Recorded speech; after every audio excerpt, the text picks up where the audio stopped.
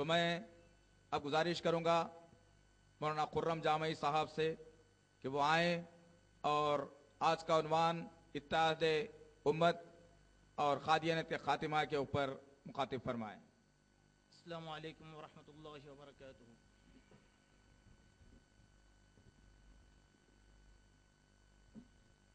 الحمد للہ الذی وحدہ والصلاة والسلام علی من لا نبی بعدہ۔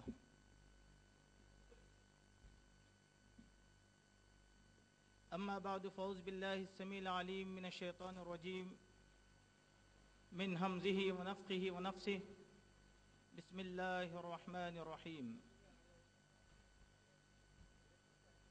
ما كان محمد أبا أحد من رجالكم ولكن رسول الله وخاتم النبيين صدق الله العظيم۔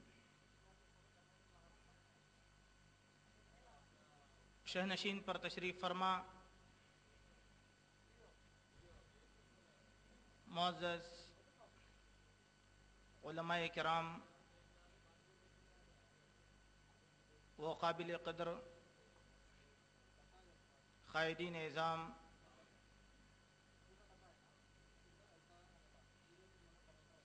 بزرگوں، دوستوں اور بھائیوں، پس پردہ سننے والی میری ماں اور بہنوں، ہر قسم کی تعریف، توصیف، بڑائی، بزرگی، برتری اللہ وحدہ لا شریک کے لیے لائق ہے، جس نے اپنے فضل و کرم سے ہمیں اسلام کی نعمت سے سرفراز فرمایا ہے۔ بے شمار درود و سلام ہو ہمارے نبی محمد رسول اللہ صلی اللہ علیہ وسلم کی ذات مطہرہ پر کہ آپ نے اللہ کا یہ پیغام، یہ دین ہم تک مکمل طور پر پہنچا دیا ہے۔ اس دین میں کسی قسم کی کوئی کمی نہیں ہے اور نہ زیادتی کی کوئی گنجائش باقی ہے۔ جو بھی انسان اس دین میں کمی اور زیادتی کا طالب ہو، وہ انسان اسلام کے دائرے سے خارج ہو جاتا ہے اور اس کا شمار کافروں میں کیا جاتا ہے۔ معزز حاضرین، آج کا یہ اجلاس جو دو عناوین پر مشتمل ہے، ایک امت مسلمہ کے آپسی اتحاد کی اہمیت اور اس اجتماع کا دوسرا حصہ قادیانیت کا تعاقب ہے۔ انشاءاللہ میں اپنے مختصر سے وقت میں ان دونوں چیزوں کو بیان کرنے کی کوشش کروں گا۔ معزز حاضرین، امت کا اتحاد یہ بہت ہی لازم چیز ہے۔ قرآن مجید نے بڑی سختی کے ساتھ ہمیں متنبہ فرمایا ہے کہ ہم اللہ کی رسی کو مضبوطی سے تھامے رہیں، آپس میں منتشر نہ ہو جائیں۔ اور اللہ کی رسی اللہ کی کتاب قرآن مجید ہے اور نبی کریم صلی اللہ علیہ وسلم کی سنت مطہرہ ہے۔ ان دونوں ہی چیزوں سے ہمارے آپس کا اتحاد مضبوط ہوتا ہے۔ اختلافات کی تاریخ نہایت ہی قدیم ہے۔ اللہ کے نبی کریم صلی اللہ علیہ وسلم کے انتقال کے بعد خود اہل ایمان کے اندر 5 قسم کے اختلافات جنم لیے تھے، جن میں سب سے پہلا جو اختلافات وجود میں آیا تھا وہ خلافت اسلامیہ کا تھا اور اقتدار کا تھا کہ اب اللہ کے نبی صلی اللہ علیہ وسلم کے بعد قوم اور ملت کی زمام قیادت کو کون سنبھالے گا۔ انصار اور مہاجرین صحابہ رضوان اللہ علیہم اجمعین کے اندر اختلاف پیدا ہوا۔ یہ مختلف روایات ہیں، بعض مستشرقین نے ان روایات کو مختلف انداز کے اندر ابھارنے کی کوشش کیا ہے، مگر اصل واقعہ یوں ہے کہ انصار صحابہ نے حضرت سعد ابن عبادہ رضی اللہ عنہ کو اپنا قائد اور امت کا خلیفہ تسلیم کر لیا، اور مہاجر صحابہ یہ چاہتے تھے کہ امت کی زمام قیادت مہاجرین کے اندر ہو۔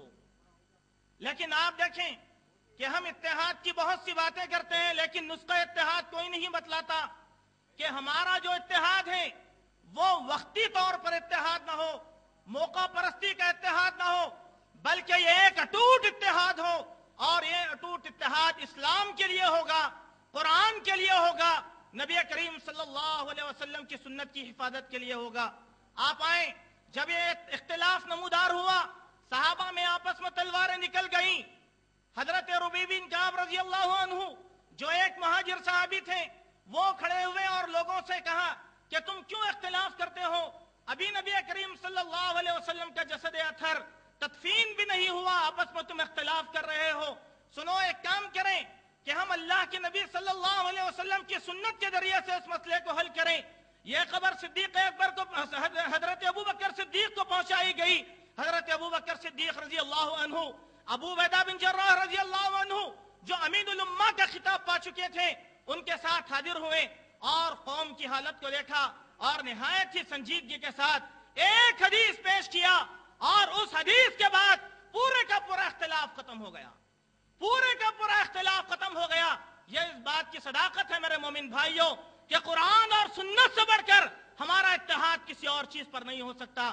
چنانچہ آئیں، حضرت ابوبکر صدیق رضی اللہ عنہ کھڑے ہوئے اور جامع خطاب دیتے ہوئے فرمایا، کیا تم کو اللہ کے نبی صلی اللہ علیہ وسلم کی وہ حدیث یاد نہیں ہے جس میں آپ نے فرمایا، میرے بعد امت کی زمام قیادت الائمۃ من قریش، کہ قریش امت کی زمام قیادت کو سنبھالیں گے، یعنی مہاجر صحابہ کے ہاتھ میں یہ اقتدار ہوگا۔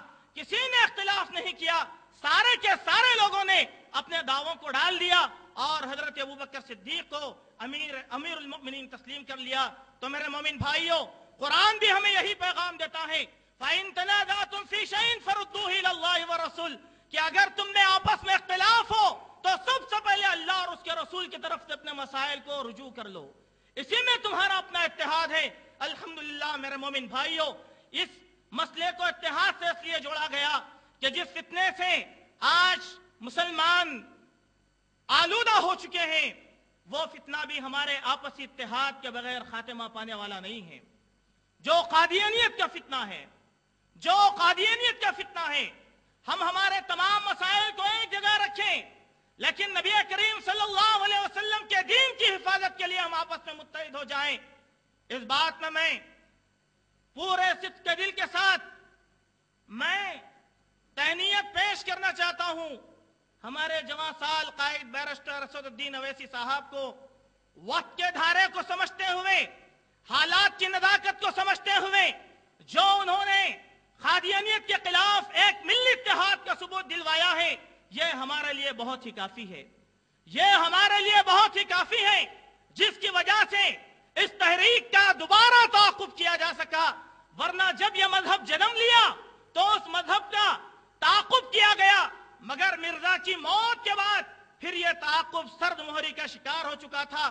لیکن اب ایک عرصے دراز کے بعد اس امت نے اس مذہب کا پھر دوبارہ تعاقب کرنا شروع کیا ہے، پھر دوبارہ تعاقب کرنا شروع کیا ہے۔ چنانچہ آئے میرے مومن بھائیوں، قادیانیت کے تعلق سے مجھ سے پیش رو مقررین نے بہت سی باتیں آپ کے سامنے رکھی، جو باتیں ان سے چھوٹ چکی ہیں میں ان باتوں کو آپ کے سامنے رکھنے کی کوشش کروں گا۔ اللہ کے نبی صلی اللہ علیہ وسلم کے دور میں اسلام کے خلاف بہت سی تحریکیں اٹھیں، بہت سے لوگوں نے سر اٹھائے، صحابہ کرام نے ان لوگوں کا سر کچل دیا۔ اللہ کے نبی کی موجودگی میں دعوی نبوت کیا گیا، عرب کی زمین پر 5 افراد نے دعوی نبوت کیا، اور اب تک کی تاریخ یہ بتلاتی ہے کہ پوری دنیا کے اندر 40 سے زائد افراد نے نبوت کا دعویٰ پیش کیا۔ مصر کے اندر دعوی نبوت کیا گیا، افریقہ میں دعوی نبوت کیا گیا، ہندوستان کی زمین پر دعوی نبوت اختیار کیا گیا۔ تمام لوگ دفن ہو گئے، لیکن ایک مدعی نبوت کا مذہب یہ پروان چڑھا، مرزا غلام احمد قادیانی کا مذہب، قادیانیت، مرزائیت، اور افریقہ، برطانیہ اور امریکہ میں یہ احمدیت کے نام سے پہچانا جاتا ہے، یہ پروان چڑھا، یہ دبا نہیں، پروان چڑھا، جس کے وجود میں آئے پوری 1 صدی ہو گئی۔ اب پوری دنیا کے اندر اس کی شاخیں بہت ہی مضبوط ہو چکی ہیں۔ آپ کو معلوم ہونا چاہیے کہ قادیانیت اتنی معمولی چیز نہیں رہ گئی کہ ہم وعظ اور نصیحتوں سے اس کا خاتمہ کر دیں۔ اس کے خاتمے کے لیے ایک مسلسل جدوجہد کی ضرورت ہے، ایک متحدہ جدوجہد کی ضرورت ہے، دعوت کی شکل میں ہو، اشتہارات کی شکل میں ہو، مناظروں کی شکل میں ہو، ہر لحاظ سے مسلسل اس مذہب کا تعاقب کیا جائے، ورنہ جذباتی نعروں سے تحریک دبنے والی نہیں ہے۔ آپ کو معلوم ہونا چاہیے کہ پوری دنیا کے اندر ان کے جو معبد ہیں، عبادت کی جگہیں ہیں، ان کی کل تعداد 8,000 سے متجاوز ہے، 8,000 سے متجاوز ہے۔ دنیا کی 50 سے زائد زبانوں کے اندر ان کا لٹریچر پھیلا ہوا ہے۔ کئی روز نامے یہ نکالتے ہیں، انگریزی میں ان کے اخبارات